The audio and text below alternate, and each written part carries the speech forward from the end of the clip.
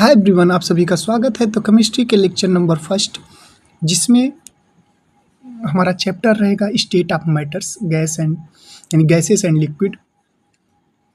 Liquid आप जानते ही द्रव होता है, ठीक है। तो इसमें हमारा पहला जो टॉपिक रहेगा चैप्टर का वो gas laws and ideal gas equation. सब ऑब्जेक्टिव क्वेश्चन देखने वाले हैं, बहुत ही इंपॉर्टेंट है आईआईटी और नीट दोनों के लिए। तो पहला जो क्वेश्चन है हमारा क्या कह रहा है, देखिए मैं इंग्लिश में ही पढ़ूंगा, ठीक है।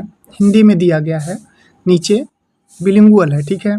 तो कोई दिक्कत होने वाली नहीं है आपको। कह रहा है at constant temperature the pressure of a fixed mass of a gas is inversely proportional to it's.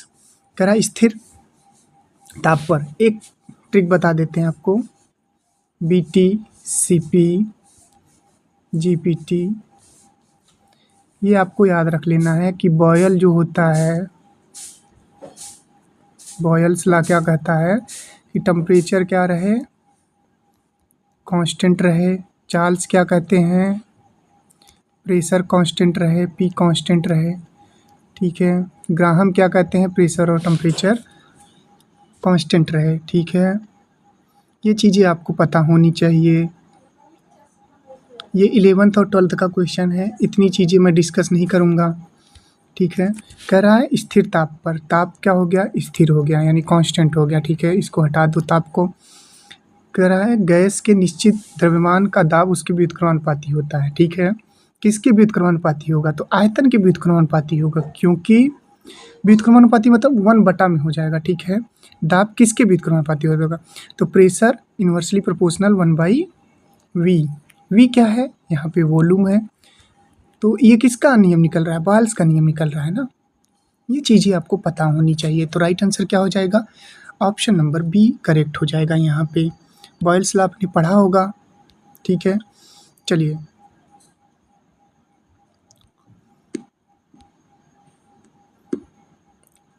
अगला प्रश्न हमारा क्या कह रहा है, कह रहा है Boyle's law is applicable only when temperature and, खाली स्थान है, आर केप्ट कांस्टेंट।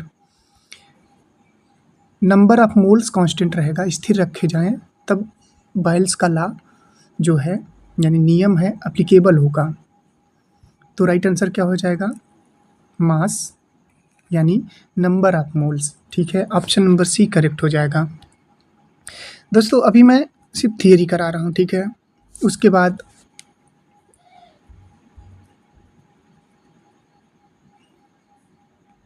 मैं जब थियरी के साथ साथ यानी हल्की सी थियरी है और ऑब्जेक्टिव क्वेश्चन है, हल्की थियरी में करा रहा हूँ अभी। जब मैं डीप थियरी कराऊंगा यानी टॉपिक वाइज चीज़ें फिर से ये पढ़ाऊंगा थियरी के रूप में, तब आपको ज़्यादा अच्छा लगेगा। ये डेमो क्लास मान के चलिए, हम देखना चाहते हैं कितनी चीज़ें आपको पता हैं।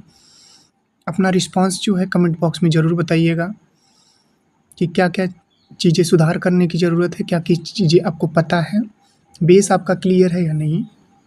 थियरी थोड़ी है, बहुत सारी चीज़ें बताई जा सकती हैं, लेकिन वो जो मैं टॉपिक वाइज चीज़ें पढ़ाऊँगा तब बताऊँगा आपको, ठीक है। तो राइट आंसर क्या हो जाएगा इसका, ऑप्शन नंबर 2 का सी, ठीक है।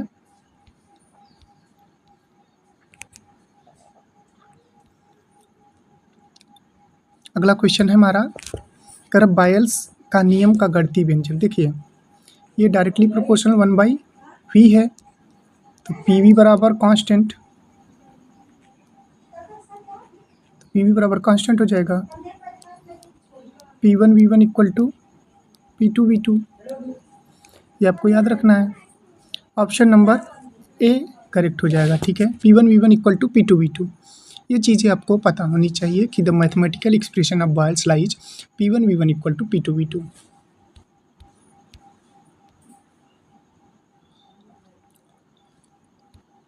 नेक्स्ट क्वेश्चन है, on a graph of P versus V यानी Boyle's law the curve obtained, यानी P बनाम V के ग्राफ बॉयल्स का नियम में प्राप्त वक्र कैसा होता है, कर्व कैसा प्राप्त होता है।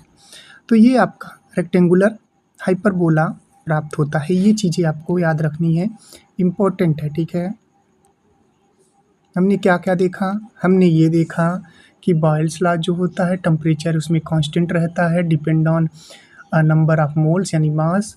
फिर उसके बाद इसका वक्र कैसा होता है P/V में, तो ये होता है रेक्टेंगुलर पैराबोला, इसका कर्व होता है बॉयल्स के नियम में। ये चीज़ें आपको याद रखनी है। P1 V1 बराबर P2 V2, ये इक्वेशन प्राप्त होता है हमें बॉयल्स लॉ से, ठीक है। और इन्वर्सली प्रोपोर्शनल किसके होता है, वॉल्यूम के। ये चीज़ें हमें पता होनी चाहिए, बहुत सारी चीज़ें हैं, ठीक है। ये बिल्कुल बेसिक से क्वेश्चन करवा रहा हूँ क्योंकि अभी तो बहुत हार्ड है केमिस्ट्री, बहुत मेहनत करनी पड़ेगी। इनऑर्गेनिक तो बिना देखे पढ़ाई जा सकती है, लेकिन आपके लिए बस इतना सा ही काफ़ी है, ठीक है। कह रहा है कि graph P versus 1/V eight constant temperature gives, स्थिर ताप पर P बनाम 1/V का ग्राफ देता है। क्या देता है, कर्व देता है, straight line passing through origin, parabola, hyperbola. तो करेक्ट आंसर क्या हो जाएगा, करेक्ट आंसर हमारा हो जाएगा straight line passing through origin, मूल बिंदु से गुजरने वाली सीधी रेखा, ठीक है। मूल बिंदु से गुजरने वाली सीधी रेखा, ये ऑप्शन नंबर बी करेक्ट हो जाएगा, ठीक है। चलिए आगे बढ़ते हैं, अगला क्वेश्चन देखते हैं। अगला क्वेश्चन क्या कर रहा है हमारा, ध्यान से देखेंगे क्वेश्चन को।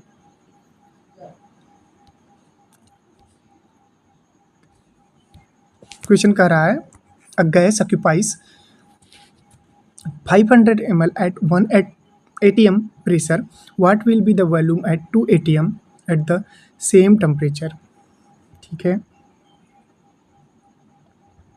देखिए ऐसे सवालों को करने के लिए, देखिए यहाँ पे जो यूनिट है, सबसे पहले यूनिट को देखा जाता है, ठीक है। दोनों यूनिट सेम है, ठीक है, तो हमें आयतन भी ml में निकालना होगा। अगर दाब यहाँ पे दूसरा होता, ठीक है, यानी न्यूटन बटा मीटर स्क्वायर होता, और यहाँ पे एटीएम होता, तब उसको चेंज करते हम उसमें MKS में, ठीक है। लेकिन यहाँ पे एटीएम दिया है, एटमॉस्फेरिक, ठीक है। तो इसको क्या करेंगे, सेम यूनिट है, तो हमें एक सिंपल सा एक फार्मूला होता है बॉयल्स का, P1V1 इक्वल टू P2V2, ठीक है। 1 ATM 500 ml 2 ATM। देखिए दाब जो है एटीएम में है, यहाँ भी एटीएम में है, तो वो इक्वल हो जाएगा, ठीक है। यहाँ एटीएम में होता, यहाँ दूसरे में होता, तब चेंज करना पड़ता, ठीक है। तो ये हो जाएगा आयतन V2, ये 2 से कटेगा 250, V2 इक्वल टू क्या हो जाएगा 250 ml। ये आपको याद रखना है। कौन से ऑप्शन में मिल रहा है, ऑप्शन नंबर बी करेक्ट हो जाएगा, ठीक है। ऑप्शन नंबर बी करेक्ट हो जाएगा। ये चीज़ें आपको याद रखनी है कि बॉयल्स लॉ से हम कैसे निकाल सकते हैं।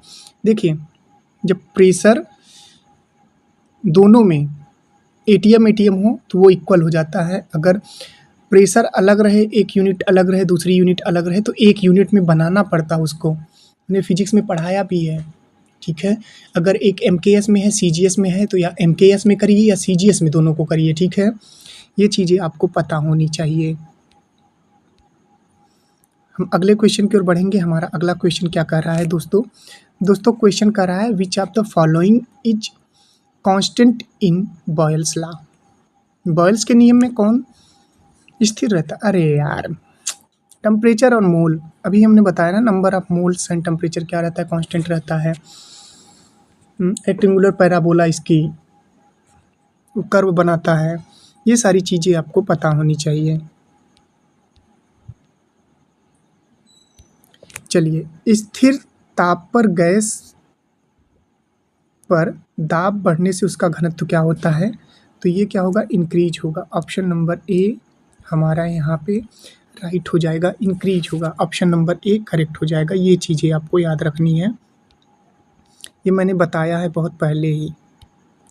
अगला क्वेश्चन है बॉयल्स का नियम किस वर्ष खोजा गया, Boyle's law was discovered in the year, कब खोजा गया था, तो 1662 में खोजा गया था। ऑप्शन नंबर ए करेक्ट हो जाएगा। कब खोजा गया था, 1662 में, ये आपको याद रखना है।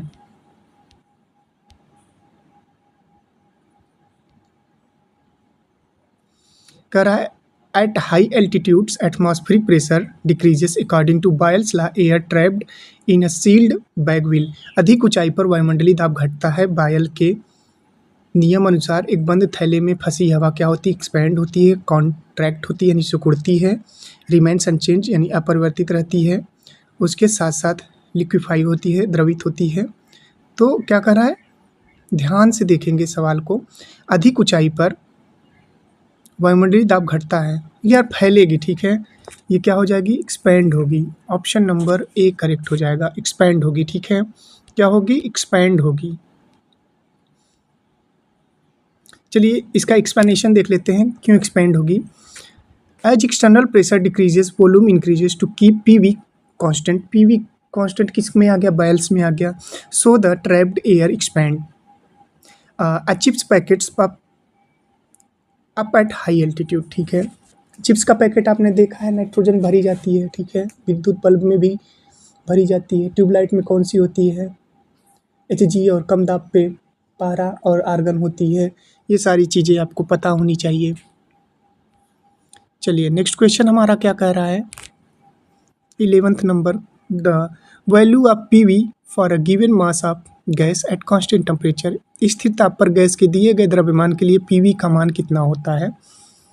PV का मान जो होगा वो स्थिर रहेगा, ठीक है. Remains constant. ये तो हमको पता है यार, डायरेक्टली प्रोपोर्शनल इतना हुआ, PV इक्वल टू कांस्टेंट. ये आपको पता होना चाहिए, ठीक है.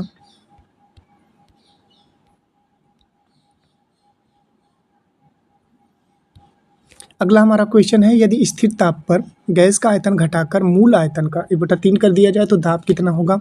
सिंपल सा है यार, 3 गुना हो जाएगा, ठीक है. कह रहा स्थिर ताप पर, बायल्स का नियम यहाँ भी लगेगा, आपको लगा के दिखाना है, ठीक है. कह रहा स्थिर ताप पर गैस का आयतन घटाकर मूल आयतन का, मूल आयतन को मान लिया हमने V यानी V1 मान लिया, फिर घटा कितना? V1/3. तो ये 3 टाइम्स हो जाएगा, ठीक है. 3 टाइम्स हो जाएगा, ठीक है. प्रेशर क्या हो जाएगा? 3 टाइम्स. ये आपको याद रखना है, बहुत ही इंपॉर्टेंट है. ऐसे सवाल आते रहते हैं नीट और IIT मेन में, ठीक है. बायल सला लगेगा, सिंपल सा तरीका है, ठीक है. ये चीज़ें आपको पता होनी चाहिए. हम अगले क्वेश्चन की ओर बढ़ेंगे. हमारा अगला क्वेश्चन क्या कर रहा है? Boyle's law fails at. Boyle's का नियम कहाँ असफल हो जाता है? Low pressure and high temperature पे, high pressure and low temperature पे, स्टैंड टेम्परेचर एंड प्रेशर पे, मानक ताप और दाब पर. It never fails. यह कभी असफल नहीं होता, ठीक है. तो देखो, high pressure and low temperature पे ये क्या होता है? हाई प्रेशर और लो टेम्परेचर पे ये क्या हो जाता है? फेल हो जाता है, ठीक है. यानी पास कब होगा? लो प्रेशर और हाई टेम्परेचर पे ये पास होगा. स्टैंड टेम्परेचर एंड प्रेशर पे यानी मानक ताप और दाब पर. स्टैंडर्ड टेम्परेचर कितना होता है? -273.15, ठीक है. ये चीज़ें आपको याद रखनी चाहिए, ठीक है भाई. कह रहा है इट नेवर फेल्स, ये कभी असफल नहीं होता. ये तो गलत हो गया यार, इसको काट दो. असफल हो जाएगा कब हो जाएगा? जब हाई प्रेशर और लो टेम्परेचर रहेगा. उच्च दाब और निम्न ताप पर ये फेल हो जाता है. 1662 में दिया. रेक्टेंगुलर पैराबोला होती है. PV इक्वल टू कांस्टेंट होता है. बहुत सारी चीज़ें हैं, ठीक है.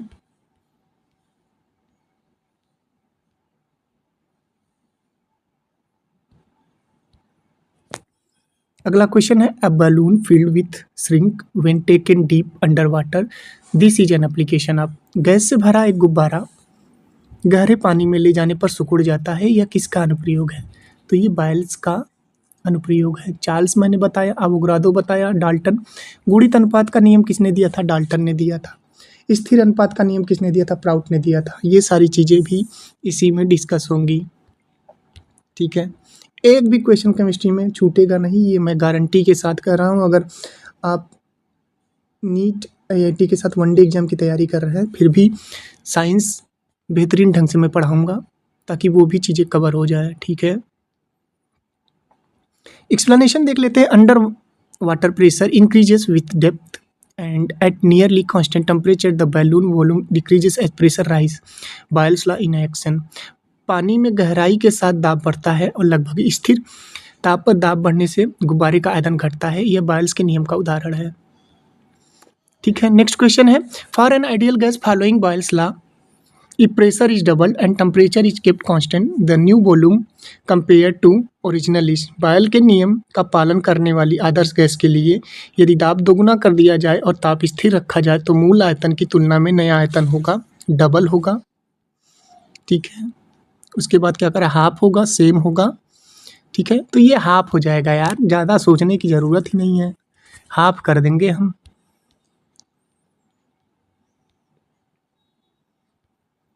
अगला हमारा क्वेश्चन है, अ fixed mass of gas has volume 2L यानी 2 litre at 1 ATM, what is the volume of 4 ATM। देखिए, जब ATM बराबर हो जाएगा तब कैसे निकालना है, 2 गुणे 1 इक्वल टू 4 गुणे, हमें निकालना क्या है, V निकालना है, तो ये कट जाएगा तो 1/2 आ जाएगा V।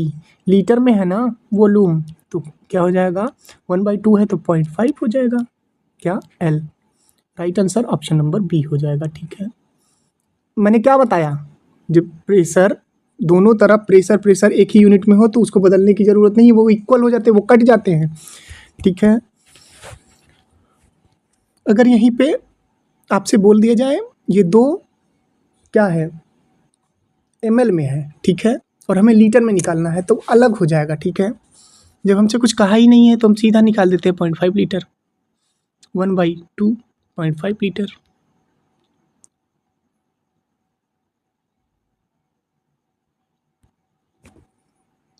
कह रहा बायल्स law is best example on the basis of, बायल्स के नियम की सर्वोत्तम व्याख्या किस आधार पर की जाती है, काइनेटिक थियरी ऑफ गैसेस।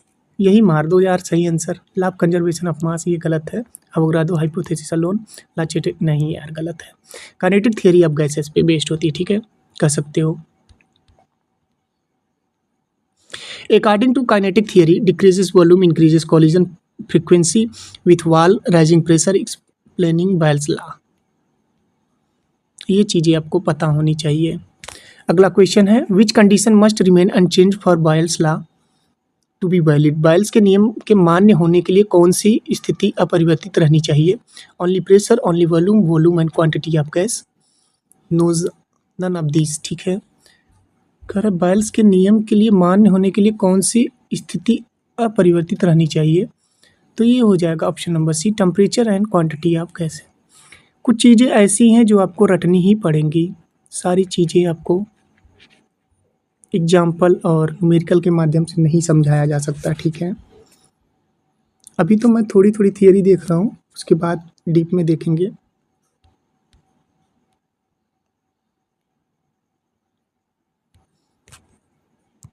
क्योंकि 2019 के बाद मैं पढ़ा रहा हूँ तो कोशिश कर रहा हूँ चीज़ें फिर से, बहुत सारी चीज़ें मुझे भी नहीं आती, बहुत सारी चीज़ें मुझे भी सीखनी है और आपको भी सिखानी है, क्योंकि आपको सिलेक्शन लेना है। ठीक है, तो ये मैं नहीं कहता कि बहुत सारी चीज़ें मुझे आती हैं, मुझे भी बहुत सारी चीज़ें सीखने की ज़रूरत है। ठीक है, ह्यूमन का नेचर होता है, वो चीज़ें पढ़ता है, भूलता है, पढ़ता है, रिवीजन करता रहता है, तब याद रहती हैं। ठीक है, एक बार ट्रस्ट कीजिए, हमारे चैनल से जुड़िए, चीज़ें मैं गाइड करूँगा, आपका सिलेक्शन होगा, ये प्रॉमिस है मेरा। करा the SI unit of pressure used in a gas law calculation is. करा गैस नियम गणनाओं में उपयोग किए जाने वाला दाब का एसआई मात्रक क्या है, पास्कल। ठीक है, पास्कल हो जाएगा। टॉर भी होता है, बॉर भी होता है, वायुमंडल भी होता है, एटमॉस्फियर होता है, ये सब सारी चीज़ें बताने लायक है, लेकिन P बराबर F/A आप जानते होंगे, फोर्स अपॉन एरिया, ये हो जाएगा न्यूटन बटा मीटर स्क्वायर, न्यूटन बटा मीटर स्क्वायर। ये चीज़ें आपको याद रखनी है। एक यहाँ पे क्वेश्चन है, ध्यान से देखिएगा एक्सप्लेनेशन में, दाब का ऐसा ही मात्रक पास्कल होता है, फोर्स अपॉन एरिया, तो 1 पास्कल जो होता है 1 न्यूटन बटा मीटर स्क्वायर होता है। हमने बताया कि बल बटा क्षेत्रफल क्या होता है, पास्कल होता है, यानी दाब होता है। ठीक है, एटीएम, टॉर, बार इसके जो हैं मात्रक होते हैं, परंतु एसआई मात्रक नहीं होता। न्यूटन बटा मीटर स्क्वायर और पास्कल जो है इसके एसआई यूनिट यानी एमकेएस यूनिट में आते हैं। ये चीज़ें आपको पता होनी चाहिए। नेक्स्ट क्वेश्चन है, a syringe content 60 ml of air at 1 atm, if the plunger is pushed to reduce volume to 20 ml at constant temperature the new pressure is. कुछ नहीं करना है यार, ml 1 atm दिया है, इधर हमें क्या निकालना है, हमें न्यू प्रेशर निकालना है ना, न्यू प्रेशर निकालना है। तो इसको 20 ml कर दो, बायल्स ला लगा दो, इसको कर दो P2, ये कटेगा 3 atm कर दो, ठीक है। राइट आंसर क्या हो जाएगा, ऑप्शन नंबर सी, बायल्स ला से। ज़्यादा सोचने की ज़रूरत ही नहीं है हमें। चलिए अब हम चार्ल्स के ला से 20 क्वेश्चन देखेंगे जो कि इम्पोर्टेंट है, ठीक है। चार्ल्स का ला क्या कहता है, हमने बताया BTCP, इसमें क्या रहता है, प्रेशर क्या रहता है, कांस्टेंट रहता है, ठीक है। कह रहा चार्ल्स का नियम बताता है कि स्थिर दाब पर, देखिए स्थिर दाब आ गया यानी constant pressure P equal to constant, ठीक है। तो गैस के निश्चित द्रव्यमान का आयतन किसके समानुपाती होता है भाई, तो एब्सोल्यूट टेम्परेचर के हो जाएगा। ऑप्शन नंबर बी करेक्ट हो जाएगा। कौन सा, ऑप्शन नंबर बी। ये चीज़ें तो पता होनी चाहिए ना।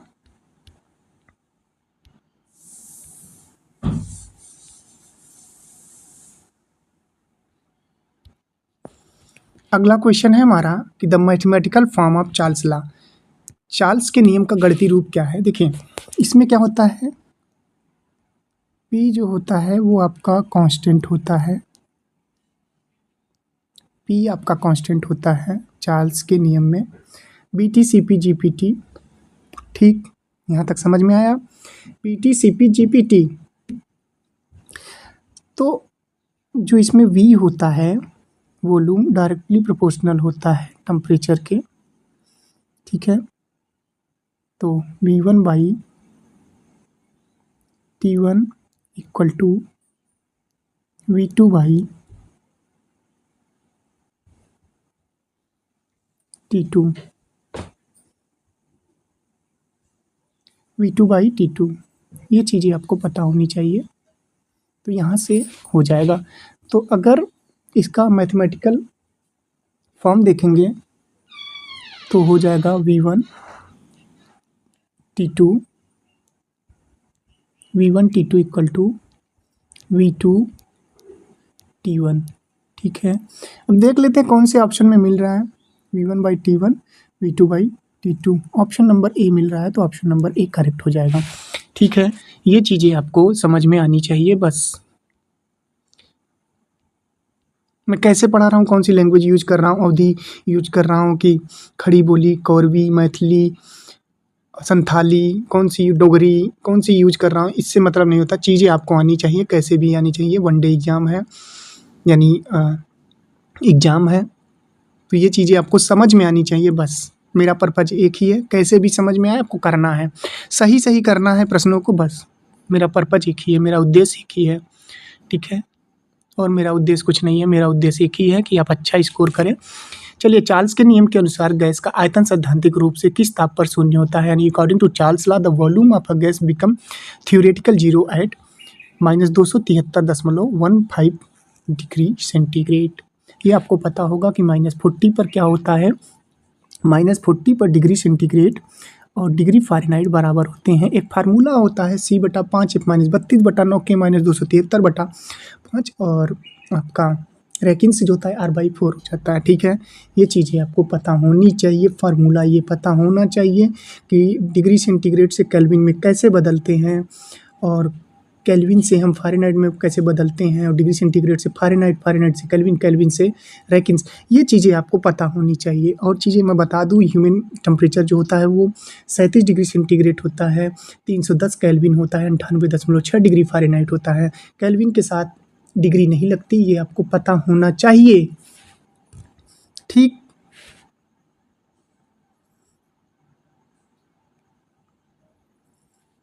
केल्विन पैमाने पर परम शून्य ताप कितना होगा, तो 0 केल्विन हो जाएगा, वो ऐड करते हैं उसमें, ठीक है, ऐड किया जाता है। ये देख लो 0 केल्विन जो होगा -273.15 डिग्री सेंटीग्रेड के बराबर होगा, ठीक है। यह वह ताप है जिस पर आणविक गति सिद्धांत रूप से न्यूनतम होती है। देखिए अगला हमारा क्वेश्चन क्या कह रहा है, कह रहा है सेल्सियस ताप को केल्विन में बदलने के लिए हम क्या कहते हैं, सेल्सियस जोड़ते हैं यार, क्या करते हैं, जोड़ते हैं बस, और क्या, ख़त्म करो, सीधी बात, नो बकवास। कह रहा सेल्सियस तो आपको केल्विन में बदलने के लिए क्या करते हैं, 273 जोड़ते हैं, 273 जोड़ देते हैं।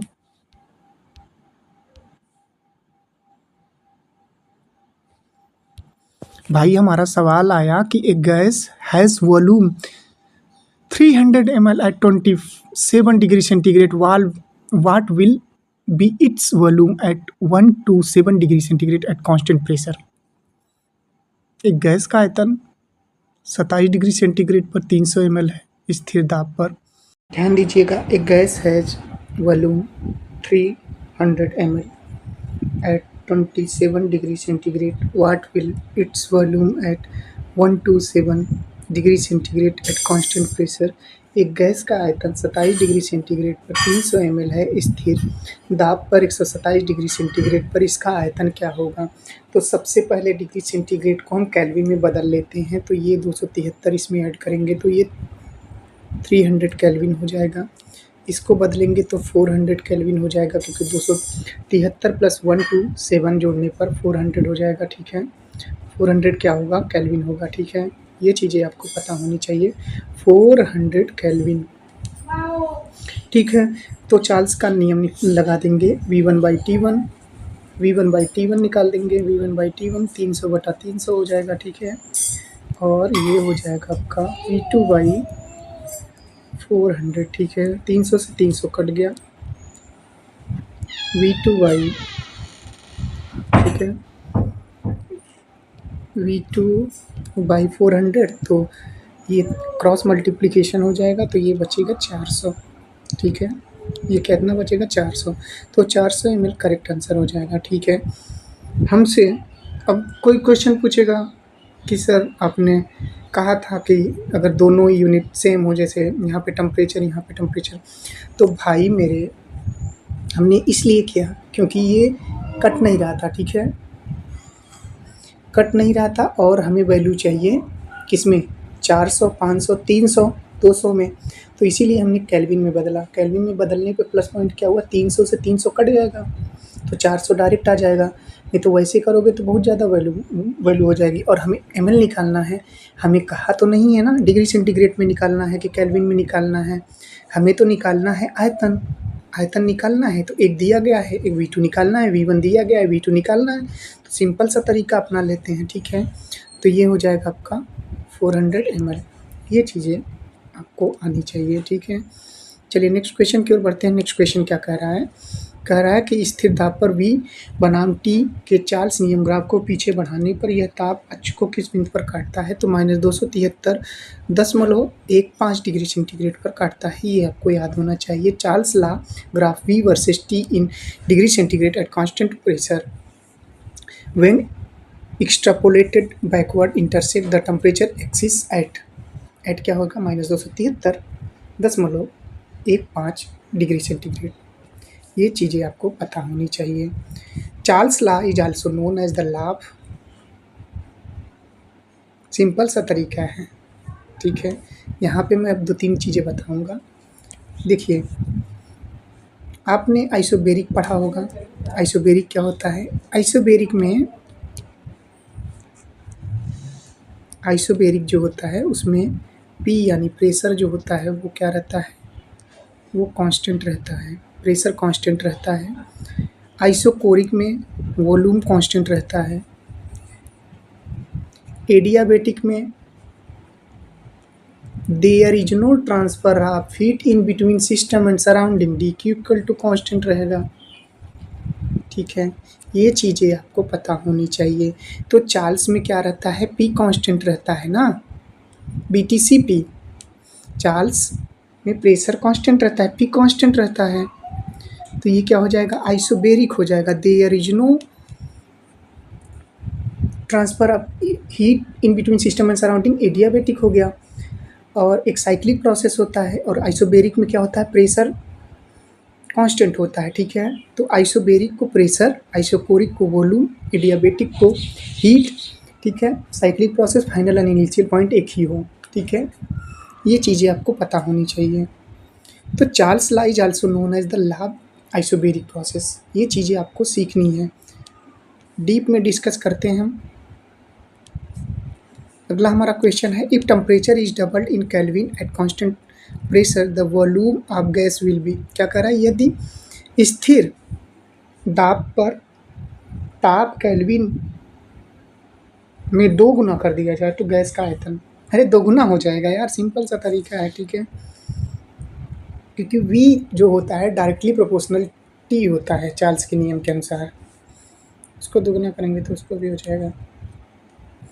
कह रहा चार्ल्स का नियम किसने खोजा, तो यार सिंपल सा है, ठीक है, Jacques Charles. Option number B correct हो जाएगा। कब खोजा था, 1787 में, ठीक है।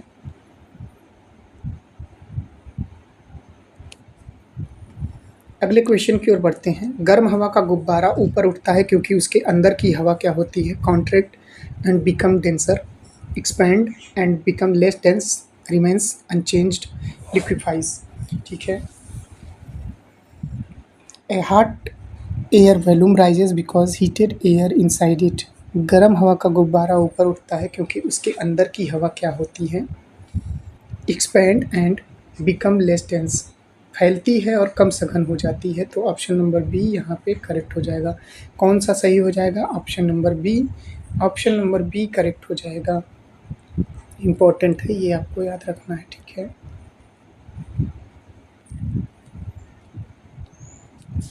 दोस्तों ये जो 100 क्वेश्चन हैं वो 2 पार्ट में मैं करवाऊँगा, पार्ट 1 पार्ट 2, क्योंकि बहुत लंबा लेक्चर हो जाएगा तो आपको भी अच्छा नहीं लगेगा और हमें भी थोड़ी सी टाइम की कमी है, ठीक है।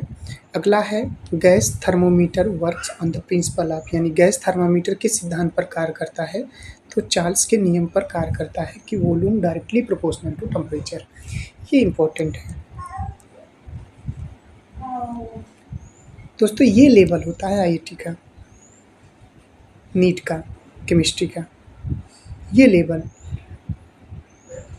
हम सिर्फ थर्मामीटर से जानते हैं, टेम्परेचर मापते हैं, 37 डिग्री सेंटीग्रेड होता है, फ़ारेनहाइट में 98 डिग्री, पारा भरा जाता है, ये भरा जाता है, सिर्फ हम इतना जानते हैं, ठीक है। लेकिन हम ये नहीं जानते कि जो आपका गैस थर्मामीटर होता है वो किस थियरी पे, यानी किस प्रिंसिपल पे बेस्ड होता है। तो ये चार्ल्स के नियम पर बेस्ड होता है, क्योंकि वॉल्यूम डायरेक्टली प्रोपोर्शनल टेम्परेचर होता है, एब्सोल्यूट टेम्परेचर होता है। ये चीज़ें हमें जाननी है, यहाँ हमें ये चीज़ें सीखने को मिलेंगी। जब हम ऐसे क्वेश्चन करते हैं तब जाके हमारा कॉन्सेप्ट क्लियर होता है केमिस्ट्री का, ठीक है। अगला है, at constant pressure a graph of V versus T kelvin. क्या कह रहा है, स्थिर दाब पर V बनाम T केल्विन का ग्राफ क्या होता है, और वहाँ क्या था, वहाँ था P और V के बीच में ग्राफ क्या होगा। यहाँ है चार्ल्स में V और T के बीच में ग्राफ कैसा होगा, हाइपरबोल होगा, स्ट्रेट लाइन थ्रू ऑरिजिन होगा, पैराबोला होगा, curve does not through origin. तो स्ट्रेट लाइन हो जाएगा, ठीक है। यहाँ पे क्या हो जाएगा, स्ट्रेट लाइन थ्रू ऑरिजिन होगा, मूल बिंदु से गुजरने वाली सीधी रेखा। ये आपको पता होना चाहिए। अगले क्वेश्चन की ओर बढ़ेंगे। अगला क्वेश्चन, ये वाला तो सिंपल लग रहा है यार, 27 दूना 54, ठीक है। ये काट देंगे इससे, यानी कितना हो जाएगा, ये कटेगा तो V2 जो है ये 2 आ जाएगा, ये 500 ml कर देते हैं, ठीक है। कैसे, V1 by T1, V2 by T2, ये आपको पता होना चाहिए, ठीक। यहाँ से निकल जाएगा। अगला क्वेश्चन है, which temperature scale must always used in gas calculation, gas law calculation. Gas नियम गणनाओं में हमेशा किस ताप पैमाने का उपयोग किया जाना चाहिए, Celsius, Fahrenheit, kelvin, any scale, ठीक है। तो कह रहा है गैस नियम गणनाओं में, ठीक है। एक चीज़ हमेशा याद रखिए, यहाँ पे जो मैंने गलती की थी 26 नंबर वाले में, वो यहाँ गलती नहीं करनी है। गैस नियम गणनाओं में हमेशा किस ताप पैमाने का, यानी टेम्परेचर स्केल का यूज करेंगे, तो केल्विन का यूज करेंगे। किसमें, हमें गैस लॉ कैलकुलेशन में, गैस लॉ कैलकुलेशन में हमेशा हमें, अगर वो डिग्री सेंटीग्रेड में है, हमेशा डिग्री सेंटीग्रेड में रहेगा, उसको केल्विन में बदल कर ही सॉल्व करेंगे हम सवालों को, ठीक है। ये इम्पोर्टेंट है।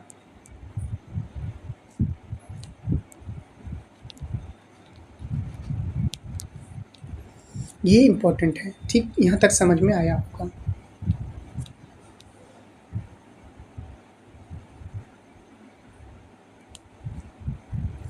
अगला हमारा क्वेश्चन है 25 डिग्री सेंटीग्रेड पर आपने पढ़ा होगा मानक इलेक्ट्रोड विभव, तो वो 25 डिग्री सेंटीग्रेड पर ही होता है, उसको यहाँ से स्किप कर देते हैं। 25 डिग्री सेंटीग्रेड पर गैस को स्थिर दाब पर ठंडा किया जाता है, उसका आयतन आधा हो जाए तो नया ताप, तो नया ताप कितना हो जाएगा? -124 डिग्री सेंटीग्रेड। ठीक है, ये आपको पता होगा किससे निकलेगा? चार्ल्स के नियम से निकलेगा। ठीक है, चार्ल्स वाले फार्मूले से ये आपका निकलेगा। अगला क्वेश्चन है कि चार्ल्स के नियम को किस नियम के साथ मिलाकर संयुक्त गैस नियम प्राप्त किया जाता है? तो बायल्स के नियम के साथ मिलाकर ये प्राप्त किया जाता है। कैसे? देखिए वहाँ पे वी है, वी को चेंज कर देंगे तो यहाँ पे क्या आ जाएगा? आप जानते हैं पीटी में रिलेशन हो जाएगा। ठीक है, ये आपको पता होना। चार्ल्स के नियम के लागू होने की कौन सी राशियाँ स्थिर होनी चाहिए? तो BTCP सिंपल सा है। कौन सी राशि होनी चाहिए? प्रेशर एंड मोल, क्योंकि BTCP GPT होता है, हमने पहले बताया BTCP GPT। ठीक, बायल्स में टेम्परेचर, चार्ल्स में प्रेशर, ग्राहम में प्रेशर एंड टेम्परेचर। ठीक, यहाँ तक आपको याद रहना चाहिए ये चीज़ें। चलिए 39 नंबर क्वेश्चन है, why do car tyres appear slightly deflated in winter morning? सर्दियों की सुबह कार के टायर थोड़े पिचके हुए क्यों दिखाई देते हैं? एयर लीक्स आउट ओवरनाइट, रात भर हवा निकल जाती है। Lower temperature reduces the volume pressure of air inside, कम ताप के कारण अंदर की हवा का आयतन और दाब घट जाता है। रबर कॉन्ट्रैक्ट परमानेंटली, रबर अस्थायी रूप से सिकुड़ जाता है। Tyres material react with cold, tyre सामग्री ठंड से अभिक्रिया करती हैं। ठीक है, कह रहा why do car tyres appear slightly deflected in winter morning? सर्दियों की सुबह कार के टायर थोड़े पिचके हुए क्यों दिखाई देते हैं? तो इसका मेन रीजन है लोअर टेम्परेचर। टेम्परेचर क्या होता है विंटर के समय में? कम हो जाता है। रिड्यूसेस द वॉल्यूम, वॉल्यूम को रिड्यूस कर देता है। प्रेशर ऑफ एयर इनसाइड, ठीक है, तो आयतन क्या होता है? देखिए ताप के कारण अंदर की हवा का आयतन और दाब जो होता है वो क्या हो जाता है? स्लाइटली रिड्यूस हो जाता है। ठीक है,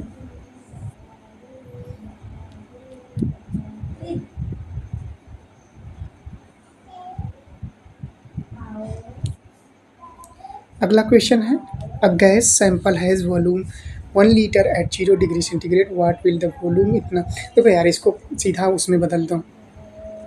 ठीक है, अगर नहीं बदल सकते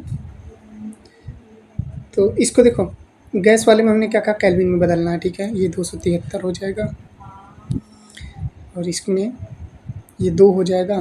ठीक है, इसको आइए सॉल्व करते हैं। ठीक है, 1 बाई, इसमें डिग्री सेंटीग्रेड है 273 कर देंगे। ठीक है, फिर V2 आयतन निकालना है, V2 कर देंगे। V2 हमें ज्ञात करना है, V2 equal to question mark. ठीक है, 273 प्लस 273 कितना हो जाएगा? सॉरी, ये केल्विन में है ना। ठीक है, तो एक कटेगा तो यहाँ 1 + 1 बचेगा। ठीक है, तो V2 इक्वल टू कितना हो जाएगा? 2। क्या हो जाएगा? एल में हमने कुछ छेड़खानी नहीं की, हमने सिर्फ डिग्री सेंटीग्रेड को केल्विन में बदला। ठीक है, 273 जोड़ के, तो राइट आंसर क्या हो जाएगा? ऑप्शन नंबर बी करेक्ट हो जाएगा। ये चीज़ें आपको याद रहनी चाहिए दोस्तों।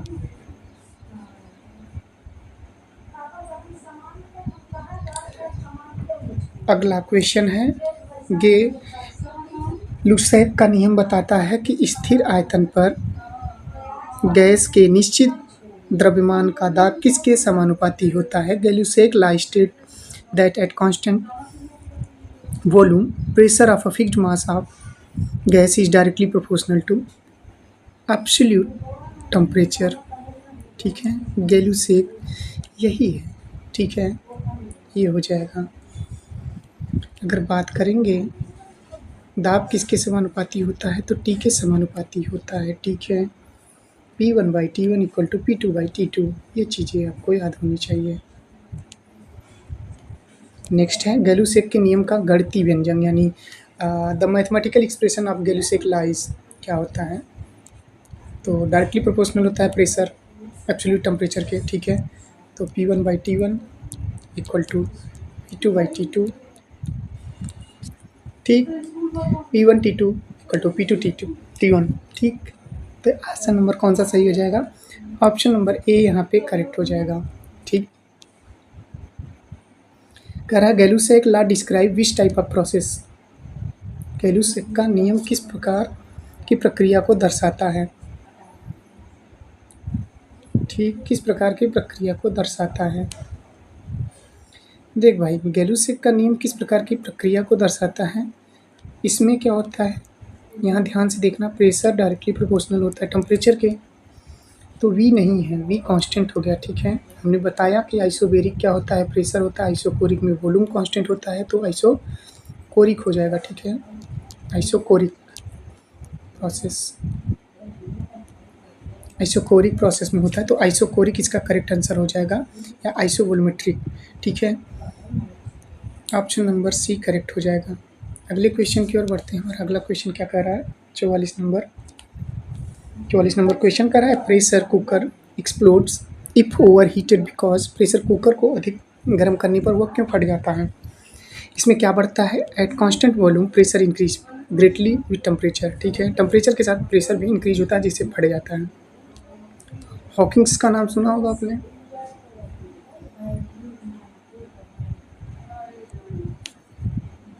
चलिए नेक्स्ट क्वेश्चन है, a sealed gas cylinder has pressure 2 atm at 300 kelvin, what is the pressure at 600 kelvin constant volume. देखो कांस्टेंट वॉल्यूम दे दिया तो गैलुसेक का नियम लग जाएगा।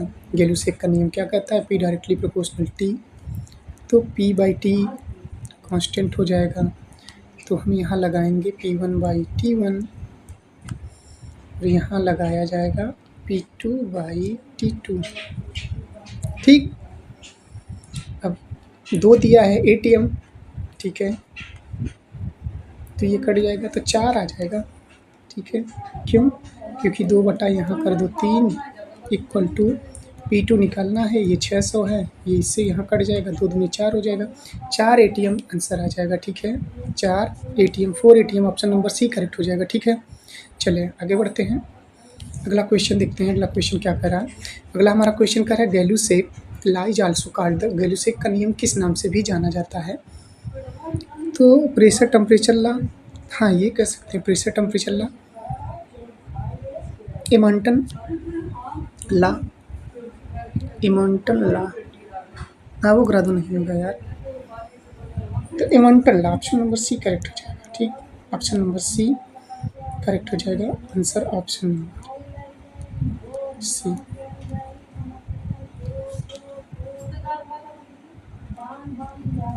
अगला क्वेश्चन है, on a P versus T kelvin graph at constant volume the line, यानी स्थिर आयतन पर P बनाम T केल्विन ग्राफ में रेखा क्या होती है, पास थ्रू ओरिजिन, मूल बिंदु से गुजरती है, ठीक है,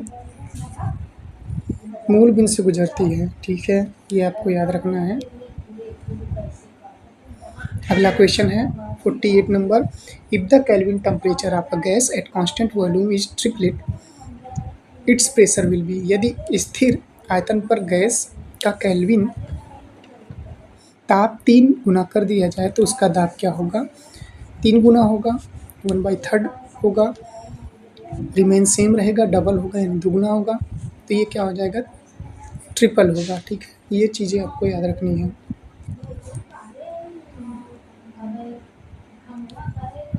अगला हमारा क्वेश्चन है, aerosol can carries a warning do not incinerate because. Aerosol can पर इसे जलाए नहीं की चेतावनी क्यों लिखी होती है, क्योंकि heating at constant volume rises internal pressure and may burst the can, ठीक है। स्थिर आयतन पर गर्म करने से आंतरिक दाब बढ़ जाता है जिससे कैन फट सकती है, ठीक है। ये चीज़ें आपको याद रहनी चाहिए। हम 50 नंबर क्वेश्चन की बात करेंगे। 50 नंबर क्वेश्चन क्या कह रहा है वो हम देखेंगे, ठीक है। ये केल्विन में दिया है, केल्विन में निकालना है हमें, ठीक है। केल्विन हमें ज्ञात करना है T2 ना, T2 हमें ज्ञात करना है केल्विन में। तो यार क्या कर रहा है, स्थिर आयतन, स्थिर आयतन से हम पकड़ लेंगे, वैल्यू सेक लगी है। P1 by T1 equal to P2 by T2, ये हो गया आपका 1 बाई इतना, और ये हो गया 1.5, इतना कर दो, ये 1.5 का ये 15/10 कर दो, ये यहाँ से कट गया, ठीक है, ये यहाँ से कट गया, तो T2 कितना हो जाएगा, 25 × 10 प्लस 25 × 5, 250 प्लस 25 125, ये 5 7 3 375 केल्विन हो जाएगा, ठीक है। समझ में आया होगा। हमने क्या किया, P रखा 1 ATM, T रखा 250 केल्विन, फिर उसके बाद इक्वल लगाए 1.5 ATM है, तो इसको 15/10 कर लिया, दशमलव को हटा दिया, नीचे क्या रहेगा, T2 रहेगा, T2 को हम मल्टीप्लाई कर दिया उधर, तो ये कितना हो गया, 250 × 15/10, तो 375 केल्विन, ठीक है। तो ये थे 50 इंपॉर्टेंट क्वेश्चन। 50 इंपॉर्टेंट क्वेश्चन और बचे हैं, यानी 51 से लेकर 100 क्वेश्चन और बचे हैं, जो कि नेक्स्ट पार्ट में करवाएंगे, क्योंकि लेक्चर बहुत बड़ा हो जाएगा, ठीक है। आई होप आपको क्लास अच्छी लगी होगी। धीरे धीरे